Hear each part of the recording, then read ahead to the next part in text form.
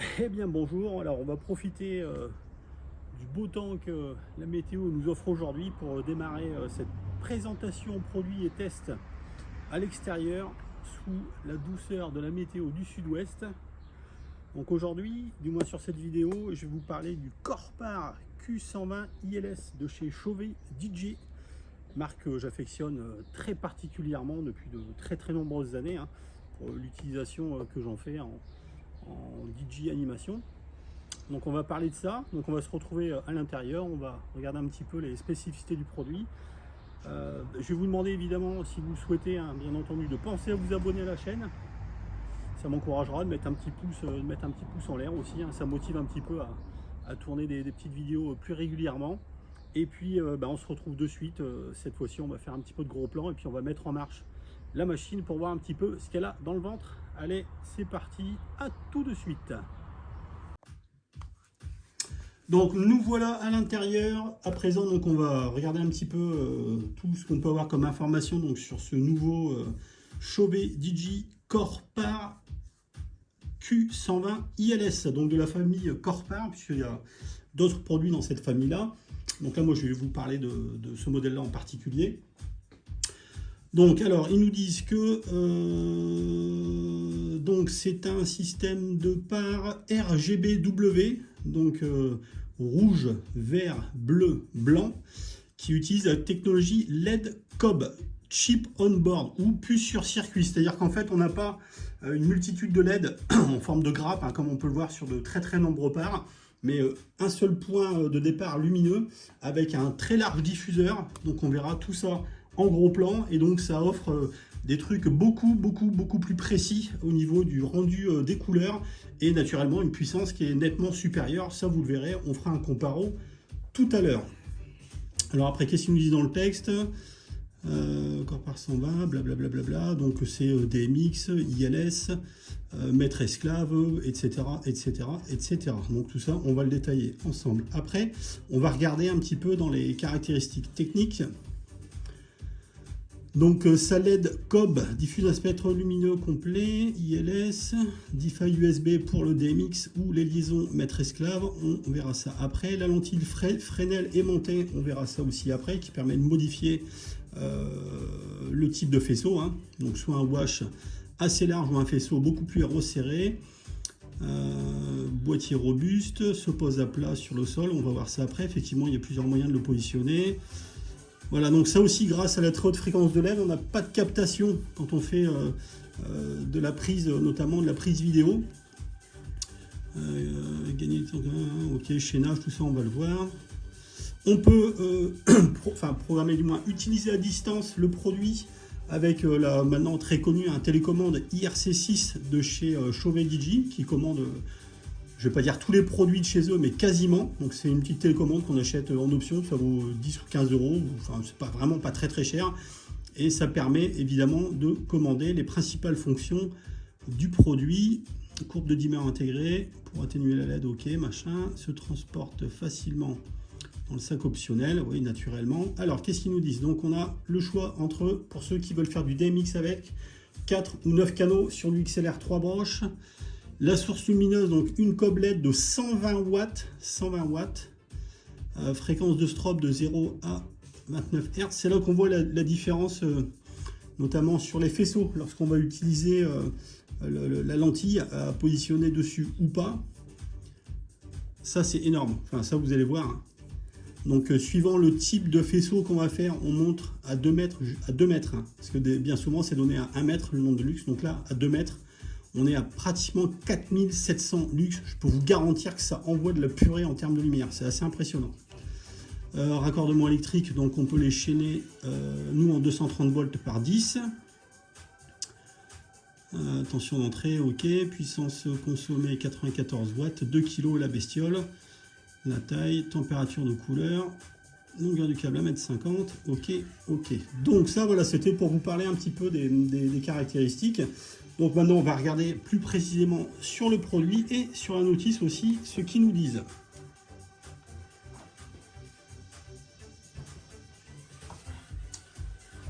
Alors sur la notice, on a quand même des choses qui sont intéressantes à regarder concernant justement les réglages.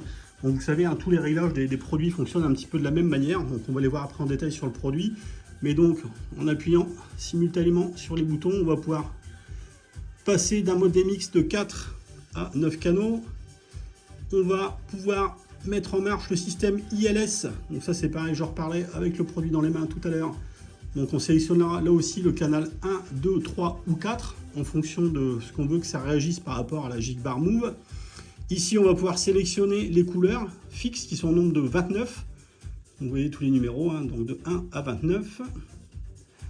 Ensuite on va avoir les programmes automatiques 1, 2, 3, 4. Donc soit qui varient en snap ou en pulse, c'est-à-dire soit ça change de couleur, clac, clac, clac, soit ça va, vous savez, faire une espèce de genre de dimmer. Donc soit sur 4 couleurs, soit sur 29 couleurs. Ensuite, on va régler la vitesse de défilement des programmes de 1 à 100.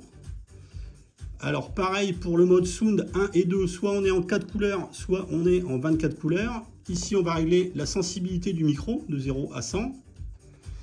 Ici, on va voir les couleurs customisées, donc de 0 à 255. Donc là, vous avez une très très grande variété de couleurs, donc vous allez pouvoir les définir par vous-même. Vous voyez, là on est sur la base de 29, mais en fait donc vous pouvez aller jusqu'à 255 coloris différentes. Donc c'est énorme en termes de possibilités. La vitesse du dimmer de 1 à 4. Ici, qu'est-ce qu'ils nous mettent? Ça c'est pour activer ou désactiver la réception via une télécommande infrarouge, donc la fameuse petite IRC6. Après on a le reset et puis on a voilà, la température de couleur. Donc bon, rien de très compliqué au niveau des menus, on va quand même y jeter un coup d'œil en le branchant. Mais bon, c'est comme la plupart des produits, vous avez l'habitude hein, de ce genre de petit écran là. Donc maintenant, si on regarde un petit peu avant de brancher tout ça, un petit peu en détail. Donc on va avoir, hop, on va desserrer ça. Cette fameuse lentille là qui est installée, elle est tout simplement, hop là, vous voyez, aimantée. Ça se met, ça s'enlève en un quart de tour. On voit les petits aimants de maintien ici, là, tout le tour. Tac, on va retrouver évidemment des parties métalliques pour que ça s'aimente à l'intérieur. Ici, on a un petit trou qui va permettre de se mettre en face du récepteur infrarouge au cas où vous souhaitez utiliser la fameuse petite télécommande IRC6. Donc on voit à l'intérieur hein, que c'est très différent des produits qu'on a l'habitude d'utiliser, hein, tous hein, les DJ, hein, habituellement on connaît tous ce genre de trucs là. Voilà, où on a une multitude de LED RGB WA ou RGB-W, enfin ça dépend des produits, avec à chaque fois un petit diffuseur et une loupe qui permet de diffuser un petit peu une lentille en fait qui permet de diffuser un petit peu la lumière. Donc là le concept est très très différent, on n'est pas du tout sur le même type de produit. On s'en rend compte assez facilement, on a vraiment qu'un point, qu'une source lumineuse avec un très gros diffuseur, un peu comme un très très gros projecteur ou un phare de voiture, et évidemment un verre de protection pour protéger tout ça. Donc voilà, on est vraiment sur une conception qui est très différente et vous allez voir, ça donne aussi un rendu lumineux qui est quand même assez différent en termes aussi bien de diffusion que de puissance, que de concentration du faisceau, etc. etc. Donc après, ouais, effectivement, en fonction du rendu, mais là c'est pareil, on verra après une fois allumé, on va pouvoir voilà, l'utiliser avec ou sans cette lentille qu'on vient rajouter dessus. Donc ça se met vraiment en 3 secondes, hein, le temps d'en parler c'est déjà monté. Donc là c'est pareil, ça vous permettra de faire directement une fois que vous êtes installé en salle, de faire des tests si vous souhaitez un effet plutôt diffus ou un effet un petit peu plus recentré au niveau de la diffusion de la lumière. Donc ici on va retrouver donc, toutes les caractéristiques du produit, hein. Bon je ne vais pas vous le dire, c'est pas super intéressant, mais tout y est dessus, donc Chauvet DJ naturellement. Alors on va retrouver un côté, on va voir l'entrée en courant électrique, l'entrée, si je dis pas de bêtises, c'est bien une pouce ça, ouais, l'entrée pour le DMX et la prise pour la fameuse clé USB DeFi. Donc je vous rappelle, les clés USB DeFi, ce sont ces petites clés là, c'est spécifique à Chauvet DJ. Alors elles servent à deux choses ces clés, donc elles viennent tout simplement se positionner directement dans le logement, il n'y a rien de particulier à y faire, hein. Ça se met tout simplement comme ça, il n'y a pas de rien d'autre à faire. Une fois évidemment qu'on a sélectionné le canal sur lequel on veut que ça travaille, vous voyez en fait on switch hein, ici, hein, bon, c'est très simple, hein, il y a 5 petits boutons. On sélectionne soit que la clé réagisse en émetteur, c'est-à-dire par exemple, admettons, celui-ci ça va être mon principal, ça va être l'émetteur, et je vais renvoyer le signal vers un autre corps part. Cette fois-ci, la clé, on la passera en récepteur pour qu'elle reçoive l'information émise par le premier. Donc ça, c'est la première chose, c'est que la clé, elle fait aussi bien émetteur que récepteur. Ça, c'est le premier avantage. Le deuxième, c'est auto-alimenté en USB. Donc, contrairement au petit système DMX que vous êtes très certainement nombreux à utiliser, qui ont une batterie intégrée. Et donc il y a toujours le stress de dire merde, est-ce que la batterie intégrée de mon émetteur-récepteur DMX va tenir suffisamment longtemps pour assurer toute ma prestation. Avec ça, bah, on n'est pas emmerdé. Il n'y a pas d'alimentation via batterie puisque c'est alimenté directement par le port USB. Donc vraiment grande facilité d'utilisation et on est sûr que ça marchera tout au long de la presta si ça doit vraiment durer très très longtemps. Voilà, et sans se dire merde, est-ce que mes batteries sont usées ou pas. Donc ce port DeFi USB il va servir à deux choses. Donc soit utiliser le système en mode DMX, donc pour balancer les informations d'un produit à un autre lorsqu'on va chaîner naturellement des produits qui vont être identiques. Donc que ce soit du DMX traditionnel ou simplement du mode maître-esclave pour envoyer l'information sans fil que tous les produits suivants, donc là en l'occurrence c'est Corpar, fassent exactement la même chose que le premier qui va émettre le signal. Donc ça c'est la première chose qui est vraiment très très intéressante pour ceux qui veulent faire une utilisation en DMX de ce produit-là. Mais pour ceux qui veulent l'utiliser en ILS aussi, donc là c'est pareil, toujours avec la même clé, hein, c'est la même clé qui fait les deux. Donc en mode ILS, ça va permettre tout simplement de coordonner notre Corpar avec un ensemble de lumière qui va être totalement différent de ça, mais qui va réagir exactement sur le tempo, sur les programmes, sur les couleurs, les vitesses, les dimmers, les strobes, etc., de tout l'écosystème ILS. Donc, on a vraiment un produit qui est vraiment open en termes d'utilisation, soit sur du standard DMX filaire ou sans fil, soit sur le nouveau système ILS, donc Integrated Light System, excusez-moi pour l'accent, donc développé, breveté donc par Chauvet, pour justement intégrer ces nouveaux Corpar dans l'écosystème ILS. Donc lorsqu'on continue à faire le tour, ça on y reviendra après, que lorsqu'on va le brancher, on va retrouver naturellement le petit écran avec le micro aussi intégré et les boutons qui vont permettre d'accéder aux différents des menus.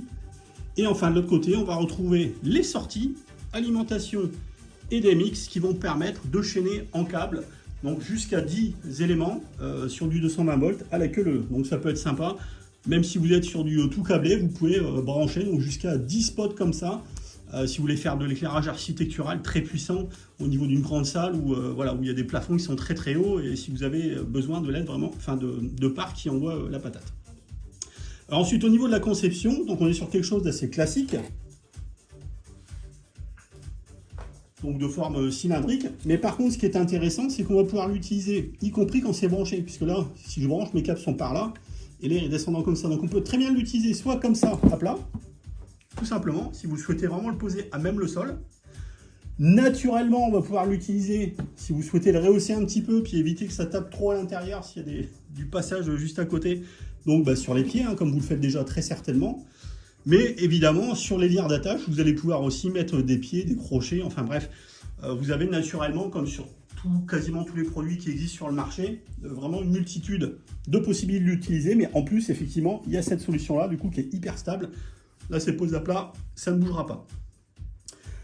Alors, voilà à peu près, on a fait le tour du produit et des prises. Donc là, maintenant, ce que je vous propose, on va le brancher, puis on va regarder un petit peu ce qui se passe au niveau des menus.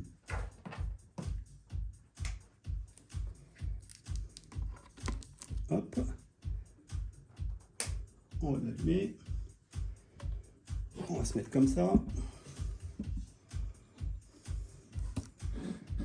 Alors... on va stabiliser un petit peu l'écran. Donc là, naturellement, on est sur le programme 4.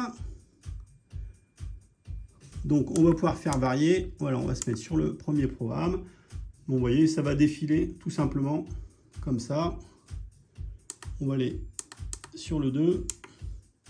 Vous voyez, tout à l'heure, ça faisait des coupures franches au niveau des lumières. Là, on a une espèce de fondu sur, si je dis pas de bêtises, 4 couleurs. Rouge, vert, bleu et blanc. Et donc là, normalement, on va revenir au rouge. Donc les programmes suivants, donc c'est-à-dire le 3 et le 4. Donc là, on va flasher à chaque coloris. Donc là, on va défiler sur de mémoire 29 couleurs différentes.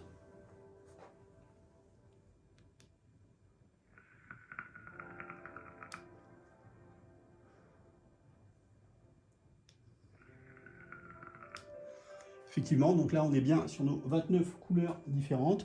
Et donc le programme 4, Donc cette fois-ci, on a un mode de fondu, pareil. On va voir donc les 29 coloris qui vont défiler comme ça. Donc ça, c'est sur un programme automatique. Donc ici, on va être... Alors, c'est lequel celui-là? Ça, c'est la sensibilité. Là, on va être sur le mode sound. Pap, pap, pap. Donc, vous l'aurez compris, hein.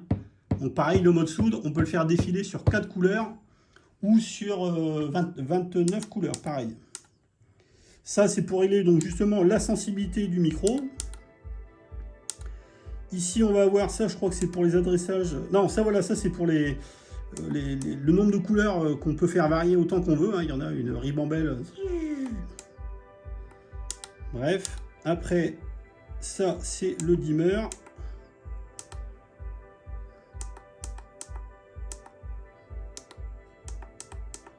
Voilà.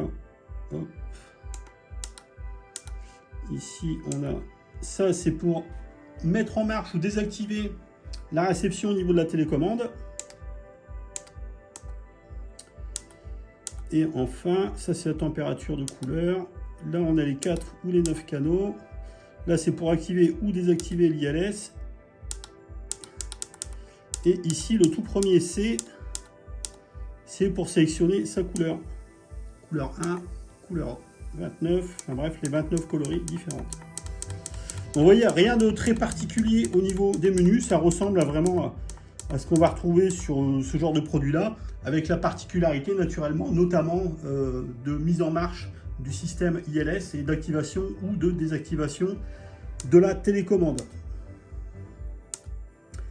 Donc là, ce que je vous propose de faire, je vais envoyer ça donc sur mon je sais pas qu'on appelle ça un living, hein, pour voir un petit peu les couleurs. Et puis ça va vous permettre de voir un petit peu le rendu. Allez, à tout de suite, je me mets en place. Alors, petit comparo. Donc ici, donc on a notre Corpar Q120 ILS. Et ici, on a un par très traditionnel, hein, que vous connaissez. Hein. Donc ça, c'est un 7 x 10 watts. Donc sur des modèles en 7 grappes. C'est ce qu'il y a de plus puissant à ma connaissance. Un 7 x 10 watts. Qui est déjà pas mal lumineux. Donc ça, c'est un produit qu'on va retrouver dans tout un tas de marques et sous-marques, hein, sous différentes appellations. Ça fait déjà bien le boulot, hein, pour moi j'avais acheté ça, ça coûte pas très cher, du moins celui-ci, hein, pour faire des éclairages d'appoint, pour mettre en valeur certains endroits, des choses comme ça.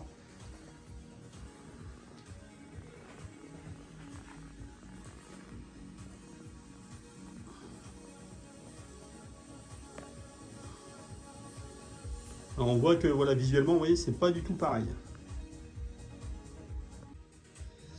Alors maintenant on peut voir sur le rouge, donc évidemment sur cette partie ici, c'est notre Corpar 120 qui est clair, et sur cette partie là, on a l'impression qu'il n'y a rien, mais je vous assure que c'est clair. Donc on est sur le modèle de par, donc en 7 x 10 watts. Alors je vais cacher les deux, que vous vous rendiez bien compte de la différence. Voilà. Là je vais couper celui-ci.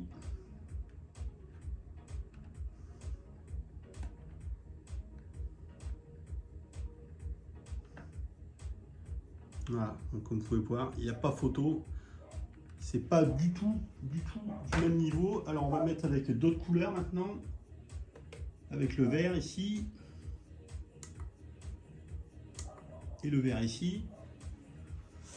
Donc même punition.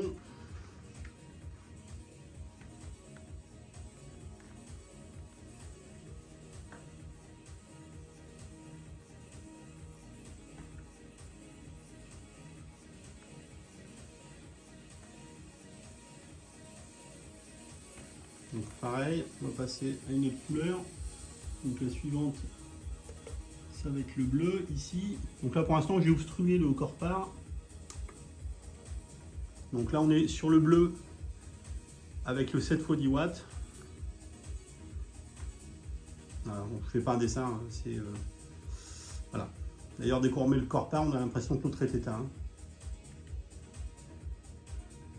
Donc j'obstrue avec ça, avec un bout de carton tout simplement. Là, c'est le 7 x 10 watts. Là, c'est les deux. Et là, c'est le Corpar. Donc ça, c'était pour le bleu. On va passer sur le blanc. Alors, est-ce qu'ils sont dans le même ordre? Oui, enfin, même sur le blanc, c'est... mon Dieu. Je coupe, enfin, j'obstrue, hein, toujours pareil avec mon carton. Hein. J'obstrue le corps-part. Voilà. C'est assez impressionnant, la différence. Et ensuite, je crois qu'on a mis les 4 couleurs. Ouais, celui-là, il a du ambre que l'autre n'a pas. Donc, voilà un petit peu. Ça, c'était vraiment pour faire donc un comparo donc entre les deux là. Voilà, vous voyez, ils sont vraiment sur le même axe. Hein. Donc maintenant, ce qu'on va faire, donc là, je vais supprimer le par en 7 x 10 watts. Tac. Et je vais vous montrer la différence lorsqu'on met ou qu'on enlève la fameuse petite lentille. Donc là, elle est installée, la lentille. Donc là, je vais l'enlever. Donc vous voyez, quand la lentille est installée, en fait, on a un faisceau qui est assez centralisé dans cette zone-là et qui... hop, là, je prends le téléphone. Et qui diffuse un petit peu, mais de manière un petit peu douce, mais de manière quand même assez concentrée hein, dans le faisceau. C'est-à-dire qu'on a quand même une puissance lumineuse assez importante vraiment dans cette zone-là. Et ça diffuse de manière après un petit peu moins puissante, mais assez uniformément.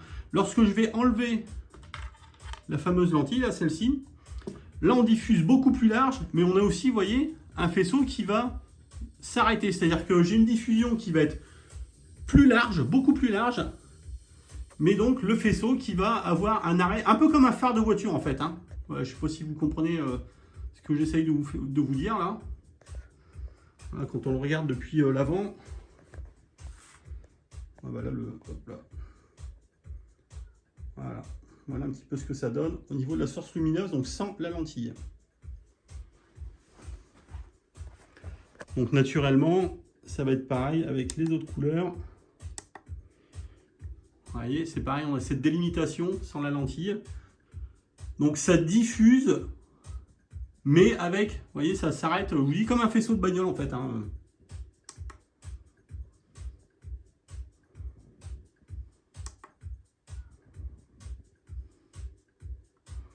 Et si je remets donc cette fameuse lentille, hop, vous voyez, là j'ai plus cette délimitation. Voilà, on centralise un peu plus vers le centre, mais on diffuse quand même de manière douce aussi.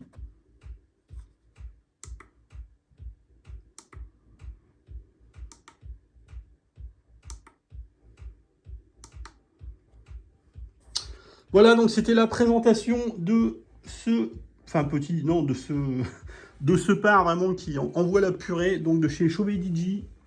Donc le modèle Corpar Q120 ILS. Donc voilà, si vous cherchez vraiment des pars qui sont vraiment très très puissants, qui offrent une bien meilleure qualité en termes de colorimétrie, avec des dégradés qui sont quand même beaucoup plus propres que ce qu'on a habituellement avec les pars traditionnels qu'on utilise pour la plupart. Hein.